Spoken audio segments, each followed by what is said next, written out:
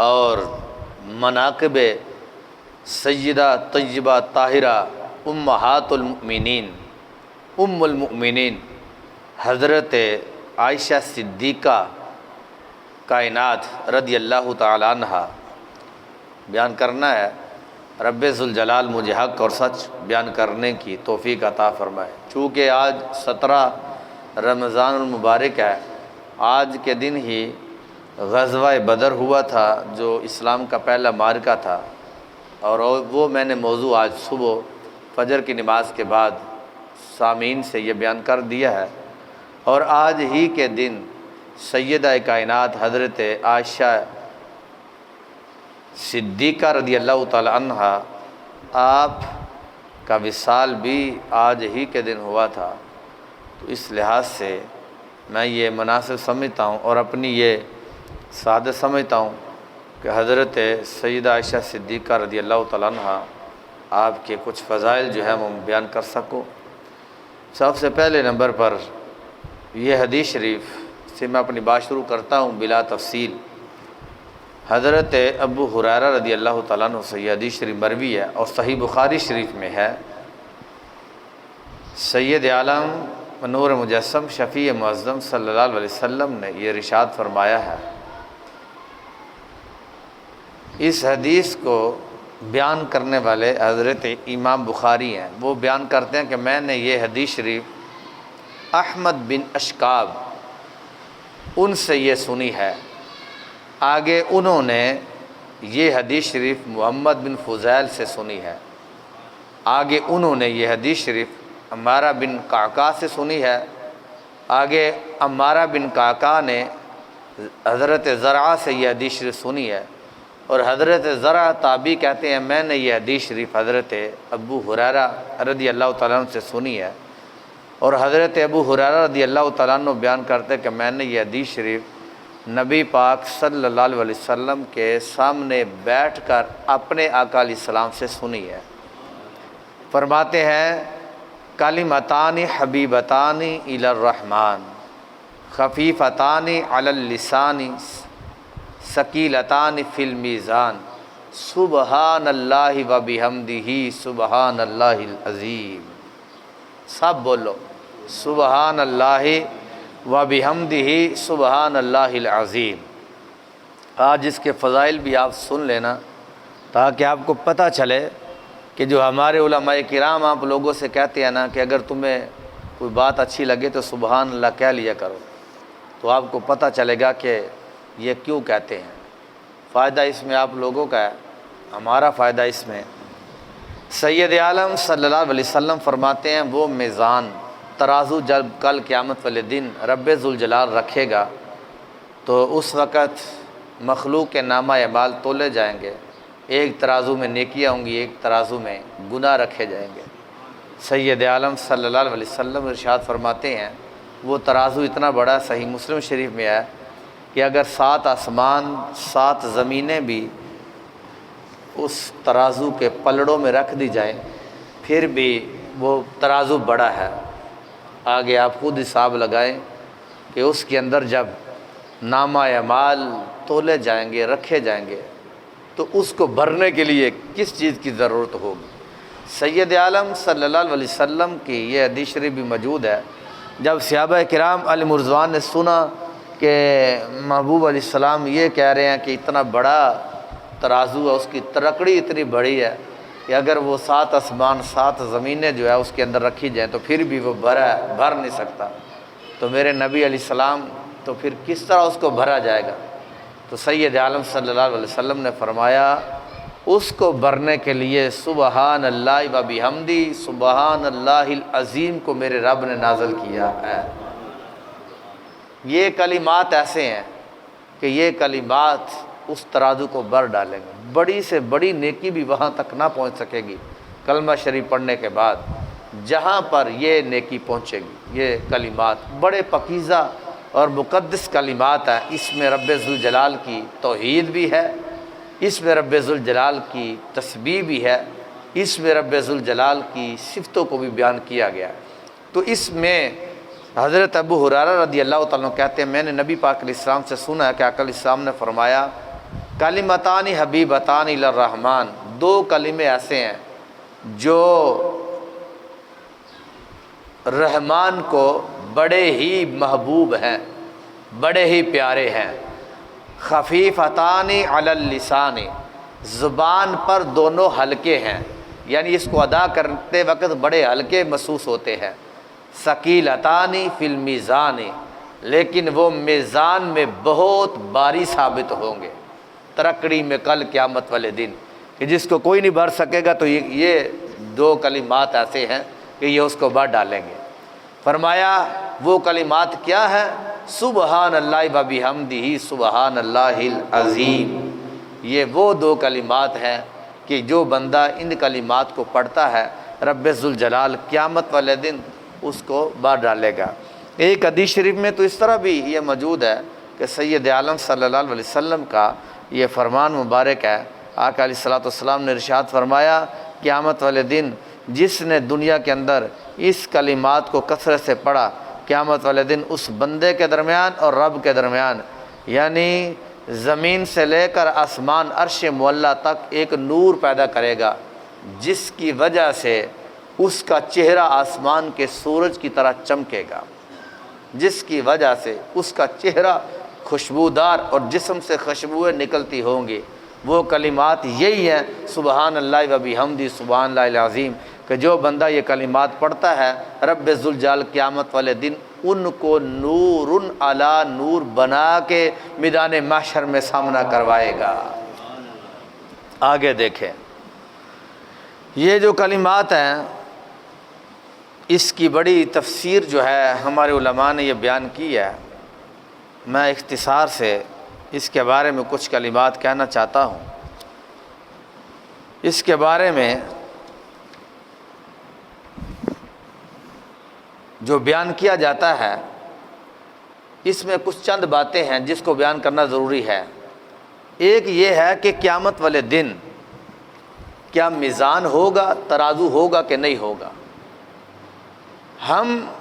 اہل سنت و جماعت کا یہ عقیدہ ہے قرآن و حدیث کی روشنی میں کہ کل قیامت والے دن میزان ہوگا، اس لیے کہ اگر میزان نہیں ہے تو ان کو رب ذوالجلال بیان کیوں کرتا؟ قرآن کریم کے اندر اس میزان کا، ترازو کا تذکرہ موجود ہے۔ رب ذوالجلال فرماتا ہے وَنَضَعُ الْمَوَازِينَ الْقِسْطَ لِيَوْمِ الْقِيَامَةِ، ہم قیامت کے دن لوگوں کے لیے انصاف کا ترازو رکھیں گے۔ انصاف کرنے والا ترازو، بندے نے دنیا کے اندر کیا کیا تھا، نیک اعمال کتنے تھے اور برے اعمال کتنے تھے۔ ترازو کے ایک پلڑے میں نیک اعمال ہوں گے، ترازو کے دوسرے پلڑے میں برے اعمال ہوں گے۔ اب جب یہ تذکرہ جو ہے قرآن کے اندر موجود ہے، یہ تذکرہ حدیث کے اندر موجود ہے، تو پھر یقیناً اس کا وجود بھی موجود ہے کہ اگر تذکرہ موجود ہے تو وجود موجود نہ ہو تو پھر یہ کس طرح ممکن ہوگا؟ قرآن کریم کی ان آیات کے اوپر ایمان لانا، پھر اس کے اوپر یقین کرنا، تو پھر بڑی آیات کے اوپر اور اعتراض ہوگا کہ یہ تذکرہ ہی محض موجود تھا تو پھر اس کی حقیقت کچھ نہیں ہے۔ اس طرح تو جنت اور جہنم جو ہے اس کے بارے میں بھی لوگ سوچیں گے کہ دیکھو جہنم کا ذکر تو موجود ہے، لیکن جس طرح ترازو کا جو ہے وہ لوگ انکار کرتا تو اس طرح جہنم کا بھی انکار کریں گے۔ جنت تو اس کا تذکرہ قرآن کے اندر موجود ہے، تو پھر لوگ کہیں گے کہ دیکھو قرآن کے اندر تذکرہ موجود تو ہے لیکن وہ ایک نام کے لحاظ سے ہے، لہذا اس کا وجود موجود نہیں ہے، لہذا ایسا نہیں ہے۔ اگر جہنم کا تذکرہ قرآن کے اندر موجود ہے تو پھر اس کا وجود بھی موجود ہے، گناہگار جہنم میں جائیں گے۔ اگر جنت کا تذکرہ حدیث میں موجود ہے، قرآن کے اندر موجود ہے، تو پھر اس کا وجود بھی موجود ہے۔ لوگ نیک اعمال کرنے والے جنت میں جائیں گے، اور جنت میں جائیں گے تو تب جو ہے وجود ہوگا تو تب بھی جائیں گے، جب وجود ہی نہیں ہوگا تو پھر کس طرح جائیں گے؟ لہذا اسی طرح اگر ترازو کا تذکرہ جو ہے وہ قرآن کے اندر موجود ہے، حدیث کے اندر موجود ہے، تو اس کا وجود بھی موجود ہے، تب ہی تو یہ رب تعالیٰ فرماتا ہے کہ ترازو ہم رکھیں گے اور اس میں نیک اعمال رکھیں گے، اس میں ایک پلڑے میں برے اعمال رکھیں گے۔ اگر نیکیوں والا پلڑا باری ہوا تو تو جنت میں داخل ہوگا، اگر برائیوں والا پڑھنا باری ہوا تو پھر جہنم میں داخل ہوگا۔ اس واسطے اس کا تذکرہ اگر موجود ہے تو اس کا وجود بھی موجود ہے، اگر اس کا تذکرہ موجود ہے تو رب نے ان کو بنایا بھی ہے، کیونکہ حدیثوں کے اندر موجود ہے۔ اس کا وجود جو ہے، حضرت سیدنا ابو بکر صدیق رضی اللہ تعالیٰ عنہ کہتے ہیں ان النبی صلی اللہ علیہ وسلم قال، میں نے یہ نبی علیہ السلام سے یہ فرماتے ہوئے سنا ہے، یدخل الجنت من امتی 70,000 بغیر حساب، رب ذوالجلال میری امت میں سے 70,000 افراد ایسے ہوں گے کہ جن کو بغیر حساب کے جنت میں رب ذوالجلال داخل فرمائے گا۔ وجوہہم کالقمر لیلۃ البدر، فرمایا یہ افراد ان کا چہرہ 14ویں رات کے چاند کی طرح چمکتا ہوا قیامت والے دن ہوگا۔ کچھ لوگ ایسے ہوں گے ان کا چہرہ جو ہے وہ سیاہ ہو چکا ہوگا، ان کے چہرے کے اوپر سے رونق جو ہے وہ ختم ہو چکی ہوگی، ان کے چہرے پر کوئی روب نہیں ہوگا، کوئی چاشنی، کوئی لذت نہیں ہوگی۔ لیکن یہ بندے جو بغیر حساب کے جنت میں جو ہے وہ داخل ہوں گے، فرمایا ان کی شان یہ ہوگی لیلہ وجوہم کالقمر لیلۃ البدر، فرمایا ان کا چہرہ آسمان کے 14ویں رات کا جو چاند ہوتا ہے ان کی طرح چمکتا ہوا نظر آئے گا۔ سید عالم صلی اللہ علیہ وسلم فرماتے ہیں قلوبہم علی قلب رجل واحد، یہ 70,000 آدمی جو بغیر حساب کے جنت میں داخل ہونے والے ہوں گے، فرمایا کہ ان کے دل ایک ہی طرح پرہیزگار ہوں گے، جس طرح پہلے بندے کا دل ہوگا دوسرے کا بھی اس طرح ہوگا، جس طرح دوسرے کا دل ہوگا 10ویں کا، 20ویں کا، 100ویں کا، 10,000 کا، 20,000 کا، یہاں تک کہ 70,000 بندے کا دل ایک جیسا ہوگا کہ جن بندوں کے اوپر یہ کرم نوازی ہوگی کہ وہ بغیر حساب کے جنت میں داخل ہوں گے۔ سید عالم صلی اللہ علیہ وسلم فرماتے ہیں پھر کیا ہوا جب یہ میرے رب نے میرے ساتھ یہ کرم نوازی فرمائی، فضل کیا میری امت کے اوپر کہ 70,000 بندے بغیر حساب کے جنت میں داخل ہوں گے۔ سید عالم صلی اللہ علیہ وسلم فرماتے ہیں میں نے اپنے رب سے کہا فاستزد ربی فزادنی مع کل رجل 70,000، فرمایا میرے رب نے میرے ساتھ یہ دعا جو کرم نوازی کی کہ میں نے اپنے رب سے کہا کہ میرے اللہ ان کے اندر مزید اضافہ فرما، اگر 70,000 ہے تو 70 کے علاوہ اور کرم نوازی کر کہ میری امت میں سے ایسے لوگ ہو کہ جن سے حساب نہ ہو، جن سے کوئی پوچھا نہ جائے، یہ حساب نہ ہو۔ تو کہتے ہیں جب میں نے اپنے رب سے یہ عرض کی تو میرے رب نے کرم نوازی میرے اوپر یہ کی کہ رب ذوالجلال نے ان 70,000 میں سے ہر ایک بندے کے ساتھ 70,000 کا اور اضافہ فرما دیا ہے۔ بڑی کرم نوازی سید عالم صلی اللہ علیہ وسلم کی اپنی امت کے اوپر ہے۔ دوسرے مقام پر تو یہ حدیث شریف بھی موجود ہے، فرمایا میری امت پریشان نہیں ہونا کہ کہیں تمہارے ذہن کے اندر یہ حدیث شریف پڑھ کے یہ خیال آ جائے کہ پتہ نہیں وہ خوش نصیب 70,000 لوگ کون سے ہیں، وہ ہمیں بھی ملے گی کہ نہیں سعادت، کیا ان 70,000 میں ہم بھی موجود ہیں کہ نہیں موجود۔ لیکن سید عالم صلی اللہ علیہ وسلم نے فرمایا میری امت تم نے پریشان نہیں ہونا، گھبرانا نہیں ہے۔ فرمایا ہر فرض نماز کے بعد 11 مرتبہ لا حول ولا قوت الا باللہ العلی العظیم تم پڑھ لو گے، فرمایا رب ذوالجلال تمہیں بھی بغیر حساب کے جنت میں مقام عطا فرما دے گا۔ ایسے ہی اب اس حدیث کے اندر جس کے اندر جو ہم نے پڑھا ہے تو پتہ اس سے یہ چلا کہ ترازو کا وجود موجود ہے، اس لیے رب ذوالجلال کے محبوب علیہ السلام نے اس کو بیان کیا، اگر وجود موجود نہ ہوتا تو پھر یہ بیان ہی نہ ہوتا۔ اب 70,000 کو 70,000 سے ضرب دیں تو کتنے بڑے 4 ارب 90 کروڑ جو ہے وہ بنتے ہیں، یعنی 70,000 کو 70,000 سے ضرب دیں تو 4 ارب 90 کروڑ بنتے ہیں۔ دوسری طرف رب ذوالجلال جو بھی فرماتا ہے اولئک الذین کفروا بآیات ربہم ولقائہ فحبطت اعمالہم فلا نقیم لہم یوم القیامۃ وزنا، دوسری طرف یہ بھی ہے فرمایا کچھ لوگ ایسے بھی ہوں گے جنہوں نے ہماری آیتوں کو جھٹلایا ہوا ہے، کچھ لوگ ایسے بھی ہوں گے جنہوں نے میرے نبی علیہ السلام کو جھٹلایا، جنہوں نے قیامت کے دن کو جھٹلایا ہے، فرمایا ان کے اوپر کوئی حساب نہیں ہوگا، جس طرح بغیر حساب کے جنت میں یہ لوگ داخل کر دیے جائیں گے، اسی طرح بغیر حساب کے ان لوگوں کو رب ذوالجلال جہنم میں داخل کرے گا، یہ جہنم میں بغیر حساب کے جائیں گے۔ اولئک نقیم لہم یوم القیامۃ فلا نقیم لہم یوم القیامۃ وزنا، فرمایا ہم ان کا کوئی وزن ہی نہیں کریں گے، وزن نہیں کریں گے۔ اب وزن نہ کرنے کے بارے میں نفی ہے، ترازو کے بارے میں نفی نہیں ہے، وزن نہ کرنے کے، بھئی ہم تیرا حساب نہیں لیں گے، بغیر حساب کے تمہیں جو ہے وہ جہنم میں داخل کریں گے۔ تو اس کے اندر بھی یہ جو قرآن کی آیت ہے، تو اس سے بھی ہمیں یہ پتہ چلا کہ ترازو کل قیامت والے دن ہوگا، ترکڑی ہوگی، تب ہی رب ذوالجلال فرماتا ہے کہ ہم تمہارے اعمال کا بدل کریں گے۔ اگر نہ وہ ہوتا تو پھر رب اس کو بیان ہی نہ کرتا، یہ آیات بیان ہی نہ ہوتی۔ جنت کا میں نے پہلے کہا کہ اس کا وجود ہے تو تب بھی اس کا رب ذوالجلال تذکرہ کرتا ہے، جہنم کا وجود ہے تو تب ہی سید عالم صلی اللہ علیہ وسلم نے اس کا تذکرہ کیا ہے، قرآن نے اس کا تذکرہ کیا ہے، اس واسطے اس کا یہ موجود ہے۔ اور پھر دوسرے مقام پر تو رب ذوالجلال فرماتا وَمَنْ خَفَّتْ مَوَازِينُهُ، فرمایا میں میزان کو خفیف، یعنی اس آیت کے اندر میزان کو خفیف کہا گیا، نہ کہ موزون کو۔ میزان جو ہے جس سے یعنی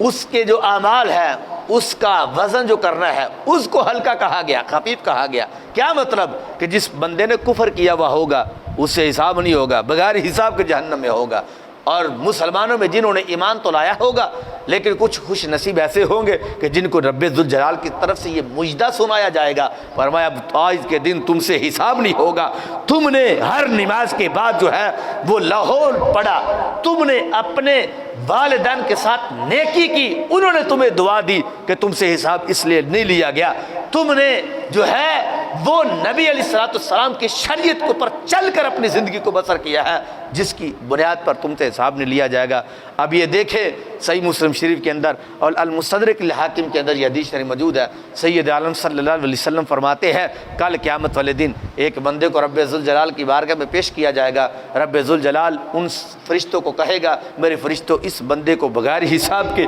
جنت میں داخل کر دو۔ اب اس کے اندر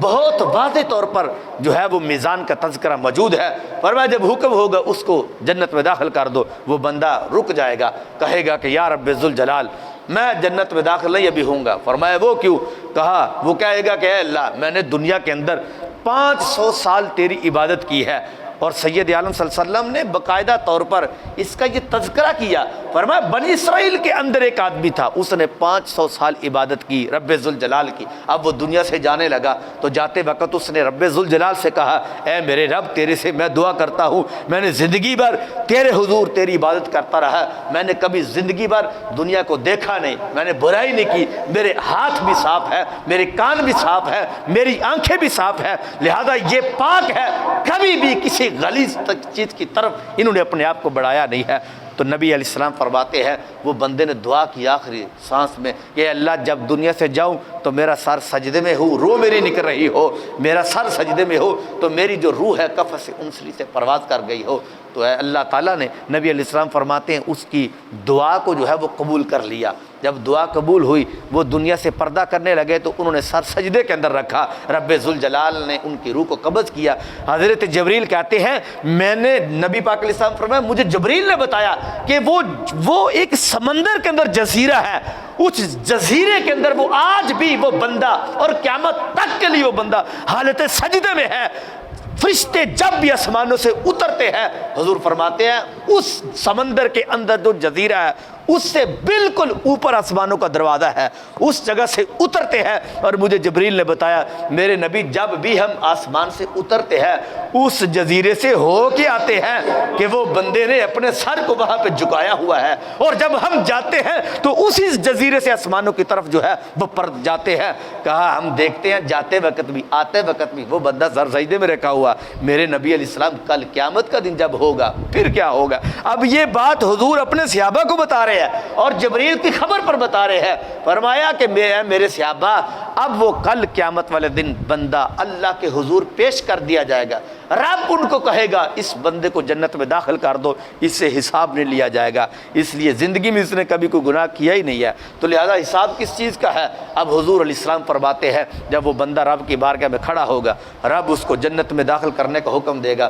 وہ بندہ کہے گا کہ نہیں اللہ جنت میں داخل نہیں ہوں گا، میرے عمل جو ہے میں نے دنیا کے اندر کیے اس کا مجھے حساب دیا جائے۔ رب ذوالجلال پھر کہے گا ادخلوا الجنہ، اس کو جنت میں داخل کر دو، وہ بندہ کہے گا نہیں، رک جائے گا، اٹک وہیں پہ اڑ جائے گا، یہاں تک کہ تیسری مرتبہ جب حکم ہوگا وہ بندہ ہلے گا نہیں، کہا نہیں میں اپنے اعمال بھی دیکھنا چاہتا ہوں، آخر میں نے دنیا کے اندر جو اعمال کیے آخر اس کا وزن کتنا، کیا اس کا عمل ہے اور اس کی جزا کیا ہے؟ کہتے ہیں کہ جس وقت وہ اٹک جائے گا وہاں پہ تو رب ذوالجلال کی طرف سے حکم ہوگا، فرمایا اب لو ان کو میزان کے اوپر،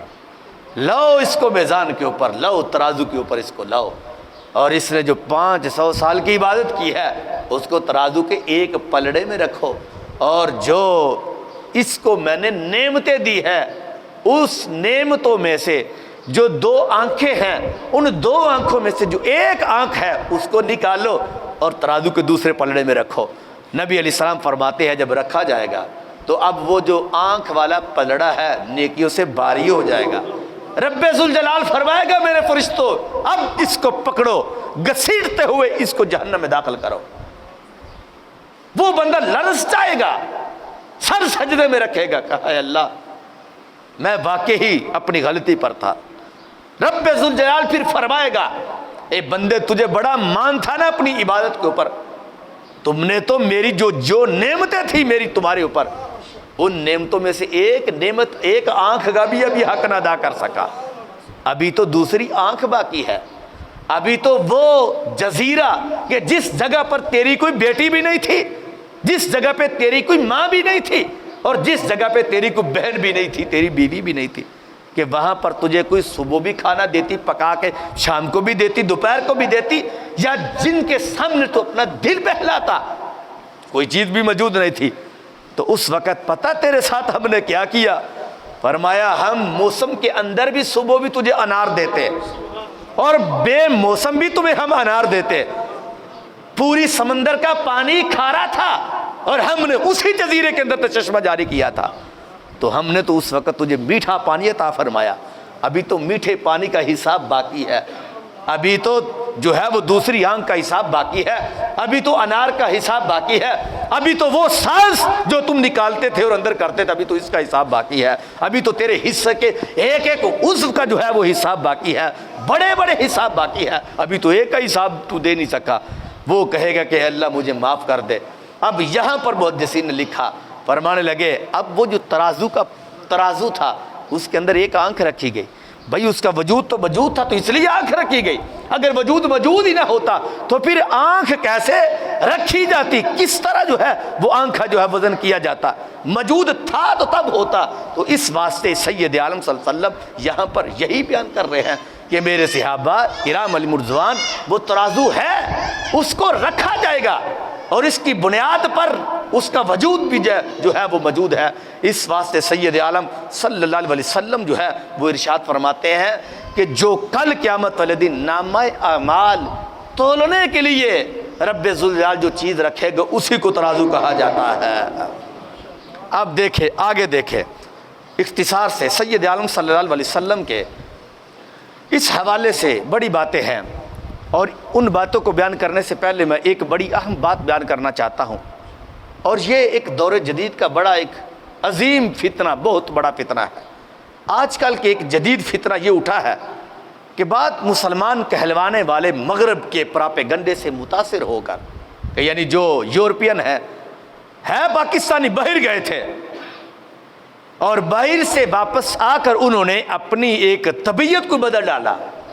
کہ طرح طرح کے اسلام کے اوپر پراپیگنڈے اور اسلام کے بارے میں طرح طرح کے اعتراضات انہوں نے کرنا شروع کر دیا۔ جس وقت ان لوگوں نے وہاں پر جا کر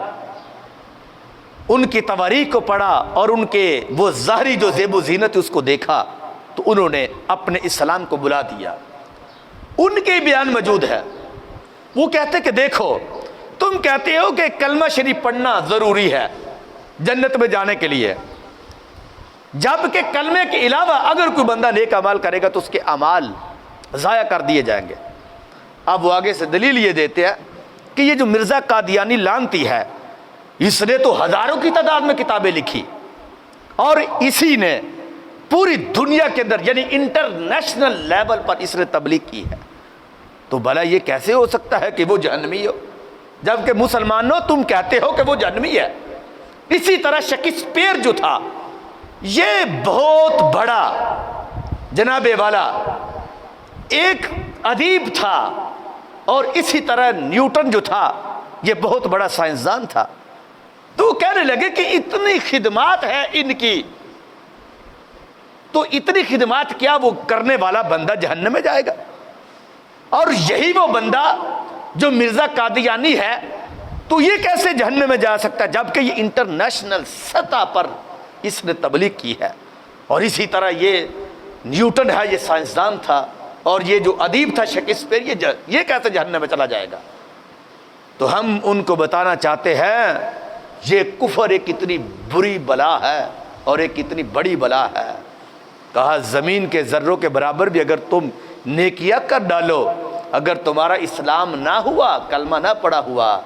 تو یہ سارے کے سارے اعمال جہنم میں داخل کر دیے جائیں گے، اکارت ہو جائیں گے، ضائع کر دیے جائیں گے۔ ادھر دوسری طرف دیکھو کہ ایک بندہ ہے، اس نے کلمہ شریف پڑھا ہے، نبی علیہ السلام نے حکم دیے جنگ احد کے مقام پر،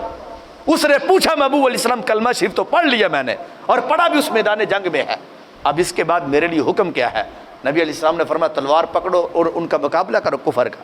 کرنے کے لیے چلے گئے، وہیں پہ شہادت نصیب ہو گئی۔ ادھر کیا ہوا؟ نبی علیہ السلام مسکرا دیا، فرمایا صحابہ دیکھو بندہ کتنا بڑا ہے، کہا نماز ایک نہیں پڑھی، کلمہ پڑھا ہے تو شہید ہو گیا ہے، فرمایا رب نے سیدھی جنت عطا فرما دی ہے۔ اب یہاں پر تو نماز ایک نہیں پڑھی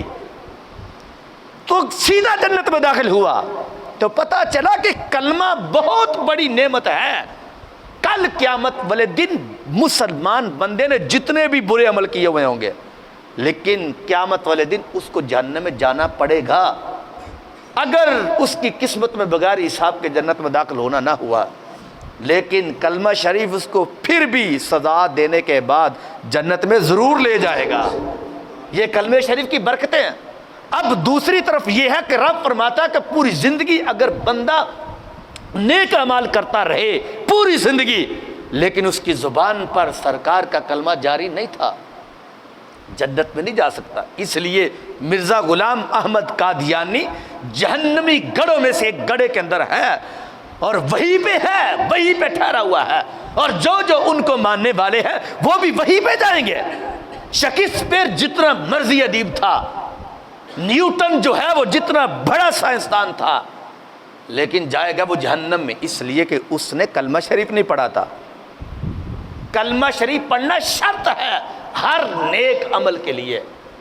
کلمہ شریف پڑھنا شرط ہے جنت میں جانے کے لیے۔ اب یہاں پر یہی ہے کہ یہ لوگ کہتے ہیں کہ دیکھو کس طرح یہ ترازو پہ رکھا جائے گا، کس طرح وہ پلڑا جو ہے اس کے اوپر اس کے اعمال تولے جائیں گے، لیکن رب ذوالجلال فرماتا یہ تمہاری اپنی سوچ ہے، رب ذوالجلال نے اس ترازو کو کل قیامت والے دن ضرور رکھے گا، قائم کرے گا۔ اسی طرح جو ہے فتح الباری میں یہ اہل سنت و جماعت کا یہ عقیدہ موجود ہے، کہتے ہیں والحق عند اہل السنہ ان الاعمال تجسد او تجعل فی اجسام فتصیر اعمال الطائعین فی صورت حسنہ واعمال المسیئین فی صورت قبیحۃ ثم توزن۔ فرمایا کل قیامت والے دن یہ جو تم اعمال کرتے ہو، نماز پڑھتے ہو، روزہ رکھتے ہو، اور یہ جو تم نیکی کے اعمال کرتے ہو، ہمارے نبی علیہ السلام فرماتے ہیں کل قیامت والے دن اس کو انسانی شکل میں لایا جائے گا، انسانی شکل میں، اس کو انسانی شکل ہو یا کوئی اور ہو، لیکن ایک شکل ان کو دی جائے گی۔ جس طرح یہ درود پاک کے بارے میں یہ حدیث شریف موجود ہے کہ نبی علیہ السلام نے فرمایا کہ بندہ گزرنے لگے گا پل صراط سے، اچانک ایک نورانی چہرے والی شخصیت آئے گی تو ان کو وہ پکڑ کر وہ پار لگا دے گی، 1000 سال کی مسافت کا وہ دن جو ہے اس سے گزرنے میں لگے گا، پار کرائے گا، اور وہ جس وقت جنت میں داخل ہونے لگے گا تو اس کو کہے گا بھائی ٹھہر جاؤ، مجھے بتاؤ تو صحیح کہ تم کون ہو خیر خواہ جو آج تم نے مشکل وقت میں مجھے جنت میں لگایا ہے؟ تو وہ کہے گا کہ میں تیرا درود و سلام ہوں جو تو اپنے نبی علیہ الصلوۃ والسلام پر دنیا میں پڑھا کرتا تھا۔ آج میرے رب نے تو مجھے انسانی شکل دے کر تمہارے پاس بھیجا ہے۔ یہ یار قبر کا بھی معاملہ یہی المستدرک الحاکم میں ہے۔ میرے نبی علیہ السلام نے فرمایا قبر میں جب بندہ داخل ہوتا تو اس وقت اگر وہ بندہ نیک ہے اور اس کے سامنے ایک نورانی چہرے والی شخصیت انسانی شکل میں آتی ہے، نبی پاک علیہ السلام فرماتے میرے جانے کے بعد، فرشتوں کے جانے کے بعد، اور وہ اس سے پوچھتا ہے کہ تو کون ہے؟ بندہ پوچھتا ہے مردہ، تو وہ آگے سے جواب دیتا ہے کہ انا عملک الصالح، بھائی میں تو تیرا نیک عمل ہوں، میں تیری نماز ہوں، تیرا روزہ ہوں، میں تیرا درود و سلام ہوں، میں جو ہے وہ کسی کو کھانا جو تم نے کھلایا تھا وہ نیک عمل ہے، کسی کی خدمت جو تم نے کی تھی میں وہ نیک عمل ہوں۔ آج میرے رب نے تمہارے سامنے انسانی شکل دے کر بھیجا ہے، فرمایا میں قیامت تک کے لیے تیری حفاظت کروں گا، اس لیے کہ دنیا کے اندر تم نے میری حفاظت کی تھی۔ تو سرکار مدینہ صلی اللہ علیہ وسلم فرماتے ہیں قیامت والے دن انسانی شکل اعمال کو دی جائے گی۔ اس واسطے، اور اب آگے دیکھیں، حضرت ام المؤمنین حضرت عائشہ صدیقہ رضی اللہ تعالیٰ عنہ فرماتی ہے، ایمان افروز حدیث پاک ہے، آپ ارشاد فرماتی ہے کہ رسول اللہ صلی اللہ علیہ وسلم کی بارگاہ میں ایک آدمی آیا، صحابہ میں سے تھا، آیا تو آ کر آقا علیہ السلام کے سامنے بیٹھ گیا، کہنے لگا یا رسول اللہ صلی اللہ علیہ وسلم میرے کئی غلام ہیں جو جھوٹ بولتے ہیں، تم ان کو ڈانٹتا ہوں ڈپٹتا ہوں، میرے ساتھ خیانت کرتے ہیں، ان کو گالیاں بھی دیتا ہوں، میرے نبی علیہ السلام وہ میری نافرمانی بھی کرتے ہیں، اب آپ مجھے بتائیں کہ کیا ہوگا اور کیا میں جو ایسا کرتا ہوں ان کے معاملے میں کہ وہ غلطی کرے تو ان کو میں مارتا بھی ہوں، گالیاں بھی دیتا ہوں، سزا دیتا ہوں، تو کیا میرے سے پوچھ ہوگی؟ تو نبی علیہ الصلوۃ والسلام نے فرمایا ہاں، قیامت والے دن تیرے اعمال اور تمہارے غلام کے اعمال جو تم نے اپنے غلام کو سزا دی ہوئی ہے، کہا جو سزا تم نے دی تھی وہ سزا، اور جو تیرے غلام نے نافرمانی کی تھی وہ نافرمانی ترازو کے ایک پلڑے میں رکھی جائے گی، یعنی ترازو کے ایک پلڑے میں تمہارے عمل جو تم نے سزا دی تھی وہ سزا، اور ترازو کے دوسرے پلڑے میں اس غلام کی نافرمانی جو تمہاری کی تھی اس کو رکھا جائے گا۔ سرکار فرماتے اگر تمہاری سزا باری ہو گئی تو پھر تمہارے اعمال میں نیکیاں کاٹ کر تمہارے غلام کو دے دی جائیں گی، اور اگر وہ جو نافرمان تمہارا غلام تھا ان کی نافرمانی زیادہ ہو گئی، بڑھ گئی، تو پھر تمہارے غلام کو سزا دی جائے گی، اور اگر تمہاری سزا بھی برابر ہوئی یعنی اس کی غلطی کے مطابق جو ہے تم نے سزا دی، تو پھر نہ تم سے پوچھا جائے گا نہ تمہارے غلام سے پوچھا جائے گا۔ اب اس کے اندر بھی رسول پاک صلی اللہ علیہ وسلم نے ترازو کا وجود بیان کیا، ترازو ہوگا وہاں پر جو ہے وہ یہ رکھی جائیں گی نیکیاں اور برائیاں رکھی جائیں گی، اور بلکہ جس وقت یہ بات ہوئی تو وہ صحابی رسول جو تھے وہ رونے لگ پڑے، زاروں کو تاروں، اونچی اونچی آواز سے رونے لگ پڑے۔ نبی پاک علیہ السلام نے صحابہ کی طرف متوجہ ہو کر فرمایا صحابہ ان کو کیا ہوا؟ اس نے یہ قرآن کی آیت نہیں پڑھی وَنَدَعُ الْمَوَازِينَ الْقِسْطَ لِيَوْمِ الْقِيَامَةِ فَلَا تُظْلَمُ نَفْسٌ شَيْئًا وَإِنْ كَانَ مِثْقَالُ حَبَّةٍ مِّنْ خَرْدَلٍ أَتَيْنَا بِهَا وَكَفَىٰ بِنَا حَاسِبِينَ، قیامت والے دن رب ترازو رکھے گا اور اس میں نامہ اعمال تولے جائیں گے، فَلَا تُظْلَمُ نَفْسٌ شَيْئًا، کسی کے اوپر رتی برابر بھی ظلم نہیں کیا جائے گا، ہر ایک کو ایک دوسرے کا حساب دینا پڑے گا، بیٹے کو باپ کا، باپ کو بیٹے کا حساب دینا پڑے گا۔ تو کیا یہ نہیں پڑھی؟ اب یہ بات جب کہی تو وہ جو صحابی تھے رو رہے تھے، نبی علیہ الصلوۃ والسلام سے کہتا ہے میرے نبی علیہ السلام میرے پاس ایک عمل کے علاوہ اور کوئی چارہ نہیں ہے، وہ عمل کیا ہے؟ میرے نبی علیہ الصلوۃ والسلام ما اجد شیئا خیرا من فراق ہؤلاء یعنی عبیدہ انی اشہدک انہم حرار کلہم، میرے نبی علیہ السلام میں آپ کو گواہ بنا کر یہ بات کہتا ہوں کہ میرے جتنے بھی غلام ہیں سب کو میں نے اللہ کے لیے، اللہ کے نبی کے لیے آزاد فرما دیا ہے۔ ایسے ہی میں اپنی بات کو اختتام کی طرف لے جاتا ہوں، چونکہ میں نے آگے جا کر، چونکہ آج 17 رمضان شریف ہے، اس میں حضرت عائشہ صدیقہ رضی اللہ تعالیٰ عنہ کا وصال مبارک ہوا تھا، میں آپ کے بارے میں کچھ باتیں میں بیان کرنا چاہتا ہوں۔ جو میں نے حدیث پاک پڑھی تھی، سرکار مدینہ صلی اللہ علیہ وسلم نے فرمایا اس میزان کو، ترازو کو کوئی چیز بار نہیں سکے گی، سوائے ایک عمل کے۔ سرکار فرماتا ہے وہ عمل یہ ہے سبحان اللہ و بحمدہ سبحان اللہ العظیم۔ اب ان کی فضیلت کے حوالے سے کچھ باتیں میں عرض کرتا ہوں۔ ایک یہاں پر سوال یہ بھی ہے کہ سبحان اللہ و بحمدہ یہ استغفار تو ہے نہیں ہے۔ استغفار کا مطلب ہوتا ہے کہ اللہ میں تو اس سے بخشش طلب کرتا ہوں۔ سبحان اللہ کا مطلب ہوتا ہے اللہ تو پاک ہے، یعنی اللہ کریم پاک ہے۔ سبحت اللہ تسبیحا، کہ یعنی بندہ اپنے رب کی پاکی کو بیان کرتا ہے۔ تو پھر یہاں پر یہ تسبیح کے بدلے میں یہ کیوں کہا گیا کہ جو بندہ سبحان اللہ پڑھتا ہے وبحمدہ سبحان اللہ العظیم، اگر زمین کے ذروں کے برابر بھی گناہ ہو تو رب اس کو بخش دیتا ہے؟ تو اس کے بارے میں حدیث صحیح کے اندر موجود ہے۔ نبی پاک علیہ الصلوۃ والسلام نے فرمایا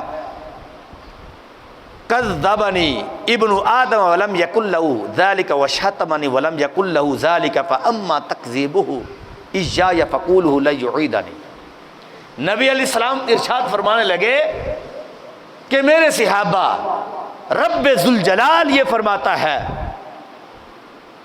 کہ میری مخلوق وہ ہے جس کو میں رزق بھی دیتا ہوں، کھانا بھی دیتا ہوں، ان کی مشکلات حل بھی کرتا ہوں،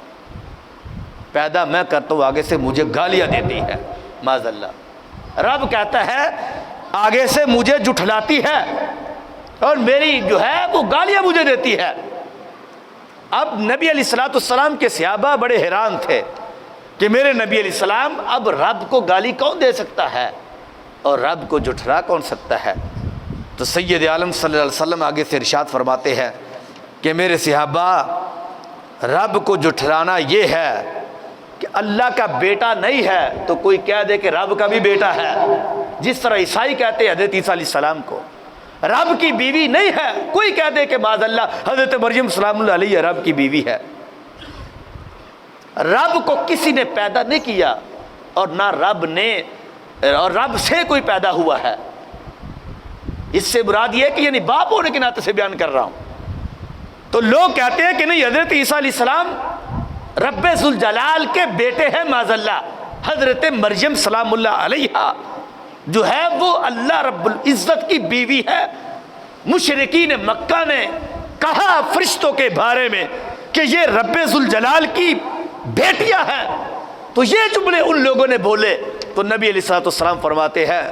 کہ رب کہتا یہ ان لوگوں نے مجھے جھٹلایا ہے، اب گالیاں دینا کیا ہے؟ تو نبی علیہ الصلوۃ والسلام نے فرمایا گالیاں دینا یہ ہے کہ میں نے بندوں کو پیدا کیا، لوگوں نے کہا کہ یہ دیکھو قیامت کا دن ہوگا، تو رب فرماتا قیامت والے دن ہم پھر زندہ کریں گے۔ تو مشرکین مکہ نے کہا بھلا رب دوسری مرتبہ کیسے زندہ کر سکتا ہے؟ کہ یعنی ایک جسم مٹی بن گیا ہے اور اس کی ہڈیاں جو ہے وہ مٹی بن گئی ہے، تو بھلا کس طرح رب ذوالجلال جو ہے ان کو دوبارہ زندہ کرے گا؟ نبی علیہ السلام فرماتے ہیں حالانکہ رب فرماتا ہے دوسری مرتبہ زندہ کرنا میرے لیے پہلے مرتبہ زندہ کرنے سے بھی زیادہ آسان ہے۔ یعنی یہ ہمیں سمجھانے کے لیے، ورنہ رب تو پہلی مرتبہ اس کے لیے بھی آسان ہے، دوسری مرتبہ بھی آسان ہے، کہ یعنی پہلی مرتبہ ایک بندے کی شکل بنانی ہے، کروڑوں اربوں شکلیں تو پہلے ہی بن چکی ہے، اب ایک اور بچہ پیدا کرنا ہے تو اس کی شکل کیسے بنانی ہے؟ یہ بھی تو ہو سکتا کہ یہ شکل کسی کے ساتھ مل جائے، کہ پہلے جو سچا تیار ہوا تھا اب جناب والا دوبارہ اسی کے ساتھ مل گیا تو پھر پہچان ختم ہو جائے گی۔ لیکن یہ رب کی قدرت تو دیکھو، کیسا بڑا کاریگر ہے اللہ کی ذات مبارکات، کہ کروڑوں اربوں دنیا گزر بھی گئی ہے اور قیامت تک کے لیے اربوں دنیا آنے والی ہے۔ کوئی ایک بندہ بھی نہیں کہہ سکتا کہ میرے گھر میں جو بیٹا تھا اسی طرح ہو بہو وہی بیٹا دوسرے گھر کے اندر بھی پیدا ہوا ہے۔ دو کان بھی ہیں، ناک بھی ہے، دو جو ہے وہ آنکھیں بھی ہیں، رخسار بھی وہی موجود ہے، ہونٹ بھی دو ہے، لیکن شکل رب نے علیحدہ علیحدہ بنائی ہے۔ رب فرماتا ہے یہی تو میری کاریگری ہے، تم دیکھو تو صحیح۔ فرمایا جب پہلی مرتبہ میں نے بنانا تھا اس وقت کوئی مشکل نہیں تھی، تو قیامت والے دن تو میں نے اسی شکل کو دوبارہ زندہ کرنا ہے۔ رب فرماتا میں تو صرف کہوں گا کن فیکون، یہ حکم ہوگا تو پوری مخلوق مٹی سے نکل کر سیدھا میدان محشر میں جمع ہو جائے۔ اور پھر آگے دیکھیں سید عالم نور مجسم شفیع معظم صلی اللہ علیہ وسلم کا یہ فرمان بھی موجود ہے۔ آقا علیہ الصلوۃ والسلام نے یہ ارشاد فرمایا کہ من قال سبحان اللہ و بحمدہ فی یوم مئۃ مرۃ حطت. اور ایمان افروز حدیث ہے، اس کو اپنا سبق بنا لے. آج یہ رمضان شریف کا تیسرا جمعۃ المبارک ہے، اس کے اندر اپنا یہ عہد کر لے کہ آج کے بعد یہ عمل ہم کبھی بھی نہیں چھوڑیں گے انشاءاللہ. اللہ کریم ہم سب کو اس پر عمل کی توفیق دے. سید عالم صلی اللہ علیہ وسلم ارشاد فرماتے ہیں من قال سبحان اللہ و بحمدہ فی یوم مئۃ مرۃ حطت خطایاہ وان کانت مثل زبد البحر. نبی علیہ السلام فرماتے ہیں ایک آدمی وہ ہے جس کے گناہ اتنے ہیں جتنے زمین کے ذرے ہیں، یا گناہ اتنے ہیں جس طرح کہ زمین جو سمندر ہے ان کے پانی کے قطرات ہیں، اتنے گناہ ہیں. نبی علیہ السلام فرماتے ہیں جب کوئی بندہ دن کے اندر 100 مرتبہ سبحان اللہ و بحمدہ سبحان اللہ العظیم پڑھ لیتا ہے، رب ذوالجلال اس بندے کو گناہوں سے ایسے صاف کرتا ہے جس طرح آج ہی رب نے ان کو آج ہی پیدا فرمایا ہے. یہ جو ہم آپ لوگوں کو کہتے ہیں نا کہ تمہیں حدیث اچھی لگے تو ذرا سبحان اللہ کہہ دو، اس میں آپ لوگوں کا فائدہ ہوتا ہے. اور پھر دوسری بات یہ کہ جب سبحان اللہ کہتے ہو نا تو آگے والا بیان کرنے والا اس کا مزید ایک جوش بڑھتا ہے، یار لگتا ہے ان کو سمجھ آ رہی ہے. یہ بات ایسے ہی ہے. اور جب چپ ہو کے بیٹھ جاتے ہو نہ تمہیں نیکی ملتی ہے یعنی کلمات کہنے سے، اور نہ ہی جناب والا آگے والا مطمئن ہوتا، پتہ نہیں ان کو سمجھ آئی ہے کہ نہیں آئی. اس لیے آپ میرے نمازی ہو، کئی مرتبہ بیان کیا گیا اور آج میں نے حدیث بھی آپ لوگوں کو سنا دی ہے. بیٹھے ہوتے تو کم از کم چلو یار جلسے کے اندر تو آپ جانتے آگے بھی ایک مرتبہ ہوا تھا، آپ بیٹھتے ہو تو جب حدیث شریف بیان کی جاتی ہے تو آپ بلند آواز سے کہا کرو سبحان اللہ، تاکہ آگے والا جو بندہ، میری یقین جانے عادت ہی نہیں ہے کہ بار بار کہو گے تم سبحان اللہ کہو، کیونکہ کچھ خطیب ہمارے دوست ایسے ہوتے ہیں کہ وہ جب بیان کرتے ہیں تو اتنی مرتبہ وہ حدیثیں اتنی بیان نہیں کرتے جتنا وہ تم سے سبحان اللہ کہلوا لیتے ہیں. حالانکہ میں اس چیز کو بھی اچھا نہیں سمجھتا، کیونکہ بار بار کسی کو کہنا ہو سکتا ہے کہ وہ بندہ جو ہے ابھی یعنی حدیث بیان ہی نہ پوری کی گئی ہے تو وہ آگے سبحان اللہ بیان کیا جا رہا. اس واسطے آپ بیٹھتے تو کوئی بات اچھی لگے تو سبحان اللہ کہہ دینا چاہیے. آگے میں سیدہ عائشہ صدیقہ رضی اللہ تعالیٰ کی کچھ باتیں بیان کروں میں تو سبحان اللہ کہو گے نا، پھر تیار ہو جاؤ. اب یہ حدیث، یہ قرآن پاک کی آیت ہے پہلے، یہ سیدہ عائشہ صدیقہ رضی اللہ تعالیٰ عنہ کے بارے میں. اور یہ بیان میں حالانکہ میں نے کئی مرتبہ درسوں کے اندر بھی، میں نے جمعوں کے اندر بھی یہ بیان کیا ہوا ہے، لیکن چونکہ آج بالخصوص آپ کا یوم وصال ہے، 17 رمضان مبارک ہے، اور میں نے غزوہ جو بدر تھا وہ میں نے اس کے بارے میں صبح کے درس کے اندر یہ بیان کر دیا، لیکن چند باتیں میں آپ کی بارگاہ میں حاضری لگوانے کے لیے یہ بیان کرنا چاہتا ہوں. رب ذوالجلال نے حضرت عائشہ صدیقہ رضی اللہ تعالی عنہا کی شان میں قرآن کریم کی ایک آیت نے 18 آیتیں نازل کی. کچھ آیات ایسی ہیں کہ جو مجموعی طور پر جو ساری ازواج مطہرات ان کے بارے میں نازل کی ہے. ان میں سے ایک آیت یہ ہے، رب ذوالجلال فرماتا ہے النبی اولیٰ بالمؤمنین من انفسہم وازواج امہاتہم. رب فرماتا ہے کہ میرے نبی کی شان یہ ہے کہ وہ اپنے ہر امتی کے شاہ رگ سے بھی زیادہ قریب ہے. یعنی لوگ کہتے ہیں کہ نبی علیہ الصلوۃ والسلام ہمیں دیکھ ہی نہیں رہے، کہ مشکل کے اندر ہے، فلاں کے اندر ہے. رب فرماتا ہے تمہیں بھول ہے، النبی اولیٰ، میرے نبی تو قریب ہے، من انفسہم، تمہاری جانوں کے بھی زیادہ قریب ہے. اور آگے بیان کیا وازواجہ امہاتہم، فرمایا جو میرے نبی کی بیویاں ہیں وہ تمام مومنین کی مائیں ہیں. اب جو لوگ حضرت عائشہ صدیقہ کے بارے میں کہتے ہیں معاذ اللہ غلط جملے بولتے ہیں تو ہم ان کے اوپر اعتراض نہیں کرتے، اس لیے کہ رب کہتا ہے یہ ماں ہے مومنوں کی، کسی کافر کی ماں نہیں ہے. تو پتہ چلا ان کو بولنے والا مسلمان نہیں ہوتا، ان کی خلاف ورزی کرنے والا مسلمان نہیں ہوتا. اور پھر آگے آپ دیکھیں دوسرے مقام پر رب فرماتا ہے یا نساء النبی لستن کاحد من النساء ان اتقیتن فلا تخضعن بالقول. فرمایا میرے نبی علیہ السلام کی بیویوں پوری کائنات کی خواتین جمع ہو جائیں تو کوئی ایک جو میرے نبی کی بیوی ہے ان کی ایک جیسے نہیں ہو سکتی ہے. ہمارے بہت بڑے بزرگ سید گزرے ہیں، حضرت خطیب الاسلام پیر سید شبیر حسین شاہ صاحب حافظ آبادی رحمۃ اللہ تعالی علیہ، جنہوں نے وہ مشہور ان کا کربلا کا واقعہ موجود ہے. ان سے کسی بندے نے پوچھا کہ سیدہ کائنات سیدہ طیبہ طاہرہ حضرت اماں فاطمہ رضی اللہ تعالیٰ عنہ آپ افضل ہیں یا حضرت سیدہ عائشہ صدیقہ رضی اللہ تعالیٰ عنہا افضل ہے؟ اور یہ بھی بڑا ایک عجیب سا جملہ ہے. جب یہ سوال ان سے کیا نا تو بڑا خوبصورت انہوں نے جواب دیا. آپ فرمانے لگے کہ اگر بیٹی ہونے کے ناطے سے دیکھا جائے تو پھر سیدہ کائنات حضرت اماں فاطمہ افضل ہے، کیونکہ وہ بیٹی ہیں نبی علیہ السلام کی، اور حضرت عائشہ صدیقہ بیٹی ہیں حضرت سیدنا ابو بکر صدیق کی. تو حضرت فاطمہ کے باپ عائشہ صدیقہ کے باپ سے افضل ہیں، اور اگر بیوی ہونے کے ناطے سے دیکھا جائے تو پھر حضرت عائشہ صدیقہ افضل ہے سیدہ کائنات سے، اس لیے کہ یہ بیوی ہیں حضرت نبی علیہ السلام کی، اور سیدہ فاطمہ بیوی ہیں حضرت علی رضی اللہ تعالی عنہ کی، جبکہ عائشہ کے جو شوہر ہیں وہ نبیوں کے نبی ہیں، وہ نبیوں کے سردار ہیں، جبکہ سیدہ فاطمہ کے جو شوہر ہے وہ ولیوں کے سردار ہے. تو نبی غیر نبی سے افضل ہوتا ہے، نبی ولی سے افضل ہوتا ہے، جس کی بنیاد پر. تو اسی طرح یہاں پر فرمایا کہ میرے نبی علیہ السلام کی بیویوں تم دوسری بیوی جیسے نہیں ہو. فرمایا تم تو نبی پاک علیہ السلام کے پاس ہوتی ہو، رب قرآن کریم کی آیات نازل فرما رہا ہوتا ہے. اور اسی طرح آگے دیکھیں چونکہ وقت بڑا کم ہے، حضرت عائشہ صدیقہ رضی اللہ تعالی عنہا کی ایک شان یہ بھی ہے کہ آپ کے اوپر جس وقت پاک دامنی یعنی معاذ اللہ یعنی پراپوگنڈا آپ کے بارے میں کہا گیا، یعنی غزوہ مستلق جب ہوا تھا قبیلہ بن مستلق کے اندر، تو منافقین نے شور ڈالا آپ کے بارے میں، 40 دن تک وہ ہار نہیں ملا. وہ آپ نے بڑا واقعہ مشہور سنا ہوا ہے لیکن اس کو پورا بیان کرنے کے لیے وقت چاہیے. اب جس وقت ان کے اوپر یہ الزام لگا تو رب ذوالجلال نے آپ کی پاک دامنی کے لیے پورے 2 رکوع سورہ نور کے نازل فرما دیے، جس میں صرف حضرت عائشہ صدیقہ کی شان ہے.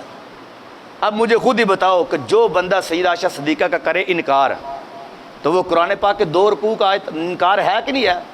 قرآن کی تو ایک زبر کا انکار ہوا تو بندہ کافر ہو جاتا ہے، تو پورے 2 رکوع کا انکار. ایسے ایسے بدبخت قسم کے معاذ اللہ یہ کالے لوگ موجود ہوتے ہیں کہ جو سیدہ عائشہ صدیقہ رضی اللہ تعالیٰ کے بارے میں ایسے الفاظ ان کے موجود ہیں کہ میں یقین جانے کہ کلیجہ پھٹتا ہے جب اس کو سنتے ہیں. وہ بیان کرنے سے باہر ہے، ناقابل بیان ہے وہ. تو پتہ چلا بات وہی آگی بازواج امہاتہم. فرمایا حضرت عائشہ صدیقہ کی شان وہی بیان کرتا جس کے سینے میں رب نے ایمان رکھا ہوا ہوتا ہے. اور اسی طرح آگے آپ دیکھیں حضرت عروہ فرماتے ہیں، اور یہ حد کر ڈالیے اس کے اندر. حضرت عروہ رضی اللہ عنہ فرماتے ہیں لو لم یکن لعائشہ من الفضائل الا وقعت الافک لکفا بها فضلا وعلوا مجدی فانها نازل فيها من القرآن ما يتلى الى یوم القیامہ. حضرت عروہ کہتے ہیں قیامت تک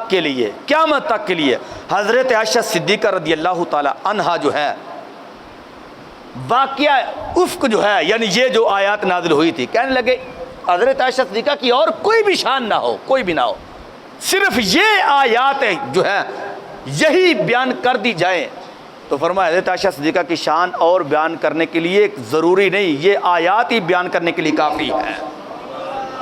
فرمانے لگے قیامت تک کے لیے قرآن رہے گا اور حضرت عائشہ صدیقہ کی شان بیان ہوتی رہے گی.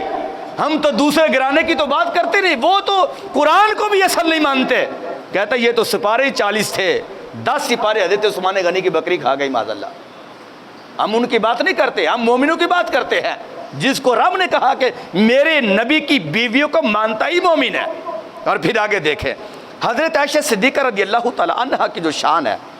وہ بہت زیادہ کتابوں کے اندر موجود ہے. حضرت عائشہ صدیقہ رضی اللہ تعالی عنہ خود بیان کرتی ہیں. آپ فرماتی ہیں کہ جس وقت مجھے میرے نبی علیہ السلام نے یہ بیان فرمایا کہ اے عائشہ تمہاری شان یہ ہے کہ جس وقت تمہاری شادی میرے ساتھ ہونی تھی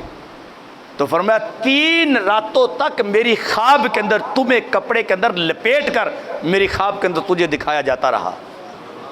3 راتوں تک. آپ فرماتے ہیں ریشمی وہ کپڑا تھا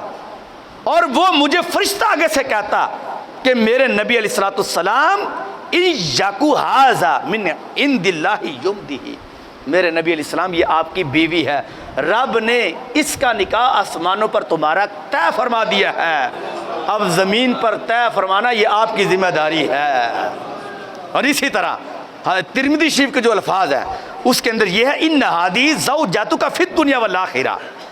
یہ معاذ اللہ یہ ان لوگوں کا بہت بڑا جواب ہے کہ جن لوگوں نے کہا کہ نہیں جی نبی پاک علیہ الصلوۃ والسلام کے بعد حضرت عائشہ صدیقہ رضی اللہ تعالیٰ عنہا معاذ اللہ نقل کفر نباشد وہ مسلمان رہے نہیں تھے. ادھر نبی پاک علیہ السلام فرماتے ہیں کہ اے عائشہ تمہاری شان یہ ہے کہ تم میری صرف دنیا کے اندر ہی بیوی نہیں ہو, ان ہذہ زوجتک فی الدنیا والآخرہ. فرمایا تمہیں میرے رب نے آخرت کے اندر بھی میری بیوی بنایا ہوا ہے. اور پھر آگے دیکھیں سید عالم صلی اللہ علیہ وسلم کی یہ حدیث شریف بھی یہ مروی ہے. آپ فرماتے ہیں کہ سیدہ فاطمہ الزہرا رضی اللہ تعالی عنہا سے یعنی جو دوسرے ازواج مطہرات تھی نا نبی پاک علیہ الصلوۃ والسلام سب سے پیار کرتے تھے, لیکن حضرت عائشہ صدیقہ رضی اللہ تعالیٰ عنہ سے بہت زیادہ پیار کرتے تھے, اس لیے یہ محبوبہ تھی نبی پاک علیہ الصلوۃ والسلام کی. ان کے بارے میں یہ آیا کہ جو دوسری ازواج مطہرات تھی نا حضرت ام سلمہ اور حضرت ام میمونہ اور دیگر جو تھی, انہوں نے حضرت جناب والا عائشہ حضرت فاطمہ رضی اللہ تعالیٰ عنہ سے کہا کہ آپ نبی پاک علیہ السلام کی بیٹی ہو اور آپ ہی سفارش کریں کہ جتنا پیار ان سے آپ کرتے ہو اتنا ہم سے بھی کیا جائے. اور پھر دوسری بات یہ کہ جب نبی پاک علیہ السلام حضرت عائشہ صدیقہ کے گھر میں جاتے تو جو آپ کے صحابہ ہوتے تھے نا,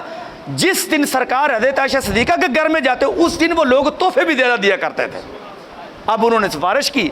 کہ اے فاطمہ سرکار سے آپ ہی عرض کر دو کہ یہ کرم نوازی ہمارے اوپر بھی ہو جائے. سرکار کی کرم نوازی اگرچہ ہر ایک کے اوپر ہے, لیکن کچھ کرم نوازیاں جو خاص ہوتی ہے وہ اللہ کی طرف سے حکم ہوتا ہے,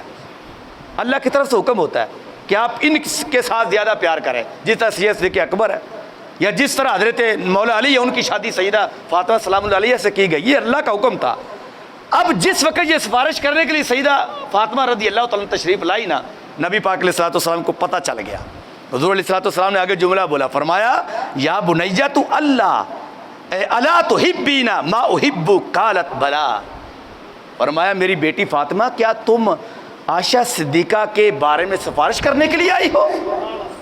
فرمایا تمہیں پتہ نہیں میری بیٹی یہ ان سے پیار میں خود نہیں کرتا.